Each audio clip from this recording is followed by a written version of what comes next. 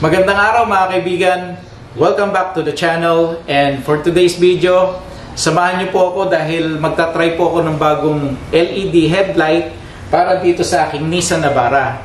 Yung nakaraang mga weeks po kasi, may bagong LED lighting company na nag-reach out sa akin at nagpadala ng kanilang latest product.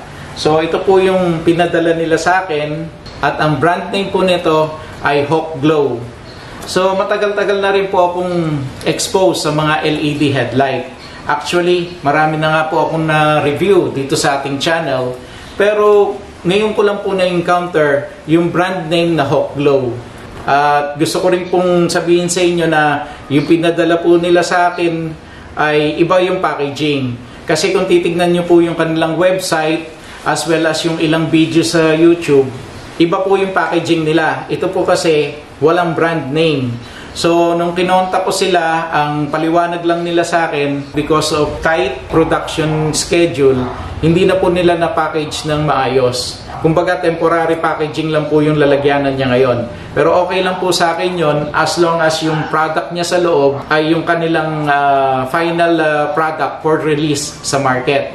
In that way, yung gagawin po nating review dito sa video na ito ngayon at yung performance na makikita natin sa kanya ay yun mismo ang makukuha ng mga interested bumili ng ganitong item.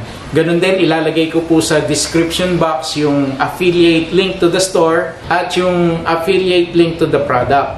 At maglalagay din po ako ng promo code para kung maging interested po kayo dito after ng video natin ay makakuha naman po kayo ng 15% off sa inyong purchase.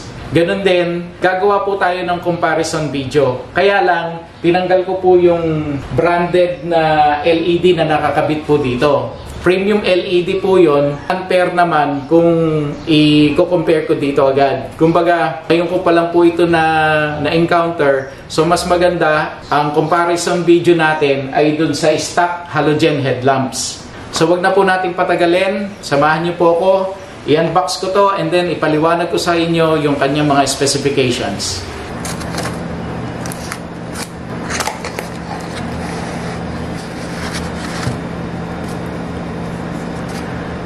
So ganyan yung itsura niya.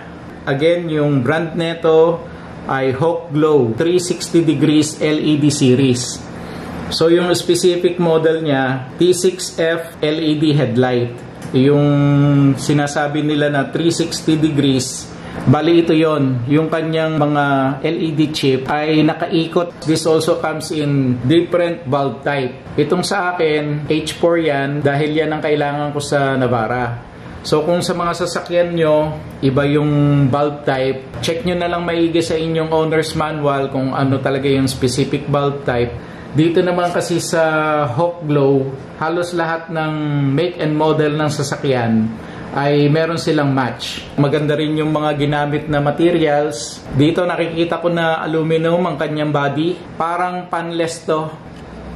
Pero may copper siya rito na sa tingin ko para sa heat dissipation yan, para mabilis lumamig. Tapos meron din siyang color temperature na 6,500K. Tinatawag niya yan na bright white. Tapos yung lumens niyan ay nasa 10,000 per bulb. So yung isang pair, that is 20,000 lumens. Tapos yung kanyang wattage, 30 watts per piece. So pagka pair sila, 60 watts yon. Yung lifespan ng mga LED na to ay nasa 50,000 hours. Tapos sa heat dissipation, kung babalik tayo dito sa kanyang pictures, dito makikita natin na meron siyang fan. Unfortunately, dito sa H4 type ay hindi available yung fan. So para sa certification, ito ay IP68 water and dust resistant. According pa rin dito sa affiliate link, ito ay 99% canvas error free. Kung matandaan niyo yung kinabit ko dating Novsight N39 para dun sa Toyota Wigo. So actually ito yun eh. Nung kinabit ko to, okay naman yung andar niya, hindi siya nag-flicker. Ang naging problema ko lang dito, nawala yung high beam indicator light niya. So pagka nag-high beam kayo, hindi nag-a-appear yung indicator. Pero madaling solution lang naman yon. Bali nagkabit ako doon ng headlight resistor or yung headlight canvas. At ginawan ko rin yun ng video kung saan na-solve natin yung issue na yon. So dito sabi nila 99% canvas error free. So mamaya pag kinabit natin, check natin kung pag mag-high beam tayo ay mag-on din ba yung indicator light natin. Check ko rin kung nagfi-flicker ba siya pagka tumagal na ng 10 to 15 minutes na naka-on. Check din natin kung magkakaroon ng iba pang warning lights sa ating odometer. So again, ang inclusion ng box, 2 pirasong LED light at saka yung kanyang owner's manual. Punta na po tayo dun sa Navara at pakita ko na sa inyo kung paano ito ini-install. Sa pagtanggal naman ng halogen bulb, dito sa likod ng headlight housing, may makikita tayo rito na socket terminal. Hugutin lang po natin to. Tapos yung rubber dust cap, hugutin lang din natin. Tapos dito naman sa kanyang halogen lamp, hinahawakan lang yan ng pin. Kailangan lang natin tanggalin sa hook. Tulak lang natin pababa para ma-release siya. Tapos pwede na nating hugutin yung halogen na headlight. Ikabit na rin natin itong ating Hawk Glow na LED. So ang itsura nito, kamukhang-kamukha rin nung stock na halogen. Meron lang din siyang mga pin or paa. So imamatch lang din natin yan dun sa groove dito sa kanyang housing.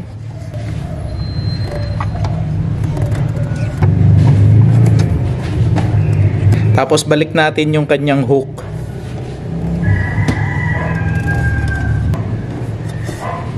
Balik natin yung kanyang rubber dust cap.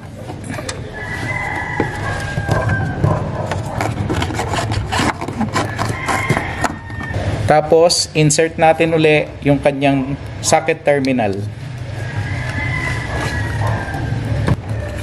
So, ganyan lang kadaling magpalit at mag-install ng bagong H4 LED headlight. Kung sakaling H11 or ibang bulb type yun sa inyo, check nyo na lang uli yung owner's manual on how to replace your headlights. Pero most likely, almost magkakapares lang yan ang procedure. So gagawin ko na rin yung sa kabilang side. Tapos mag-testing naman tayo. So pakita ko po muna sa inyo yung stock halogen headlights.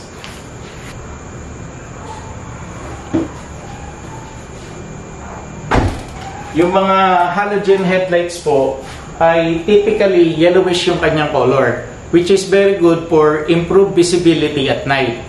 Usually, nasa 55 watts lang po yan. At nagbibigay lang siya ng 900 to 1,000 lumens. So, hindi siya talaga ganong kalakasan.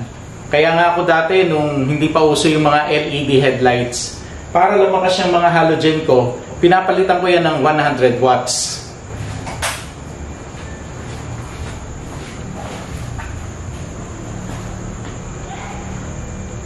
So, ganyan po yung itsura ng halogen.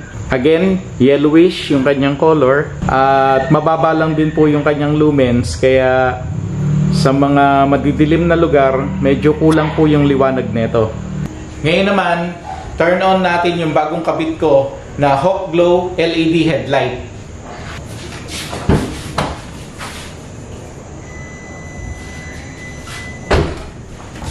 Ganyan yung color ng kanyang LED. Bright white. Maliwanag din talaga siya. So ganyan yung ilaw niya.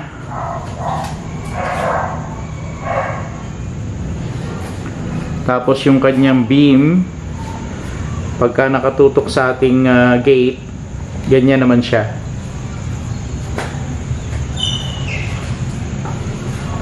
So ngayon, i-drive ko ito ng nasa 10 to 15 minutes para ma-check up ko rin kung nagpi-flicker ba siya, kung sakaling mainit na yung kanyang LED. Ganun din, compare natin yung beam ng halogen, sino ba yung mas maliwanag sa kanila at sino ba yung mas malayo yung range ng ilaw. So, i-switch ko sa high beam, tapos check ko kung lalabas ba yung high beam indicator light. So, yun. Lumabas naman siya. So kung makikita nyo, malayo ang buga ng kanyang high beam. At maganda rin ang buga ng kanyang ilaw pag naka low beam. Ito naman yung ating comparison para sa Hawk Glow 360 degrees LED series at yung ating stock halogen. Makikita nyo rito sa ating video na talagang mas malakas yung ilaw at mas malakas yung buga dito sa Hawk Glow compared sa ating stock halogen. Kahit na sa biyahe sa mga kalsada, yung kanyang beam mas malayo yung buga at mas nai-illuminate talaga yung kalsada dahil sa white yung color niya compared dun sa yellowish color ng halogen bulb. Ngayon, ito naman yung comparison sa front at yung nakatutok sa aking gate. More than 15 minutes po ako nag-drive at wala naman ako na-experience na flickering sa kanyang LED. Ganon din, pagka nag-high beam ako ay lumalabas naman yung kanyang indicator light. So wala akong na-experience na canvas error dito sa LED na to. So may re-recommend ko ba siya? Well, definitely yes. Especially sa mga first time pa lang mag-upgrade ng kanilang headlights to LED. For sure, ang unang-una nyong ma-appreciate dito is yung kanyang beam color, which is bright white. Dahil talagang napakaliwanag at napakaganda niya sa gabi. Ganon din, every time na mag-high beam ako, yung bato ng kanyang beam ay definitely mas malayo compared sa halogen. So again, iiwan ko po yung affiliate link to the product at yung affiliate link to the store sa description box. And also, kung talagang interested po kayo na bumili nito, ay don't forget to use my promo code, which is Joey15, to get a 15% off on your purchase. Like, share, and subscribe to my YouTube channel. And don't forget to click the notification bell para lagi po kayong updated every time na mag-upload ako ng bagong video. So mga kaibigan, marami pong salamat and I hope to see you again on my next video. God bless!